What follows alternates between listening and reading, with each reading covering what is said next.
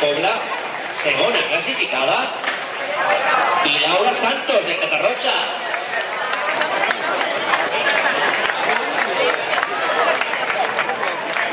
Molt bé, Paquito donant el trofeu, en fotos, i en recordeu-se d'este dia, que este dia és molt bonito, En recordeu-se. Passem a la categoria Benjamín masculino. Tercer classificat, Álvaro López. Álvaro López estarà menjant-se un polo, fent-se unes braves, cantant la carxofa. On està Álvaro?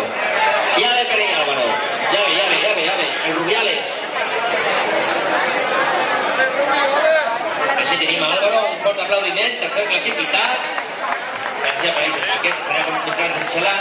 Ja el vi, és un dia festiu, és dissabte, venim a passar-se-ho bé, molt bé, sí que molt bonico. Álvaro López.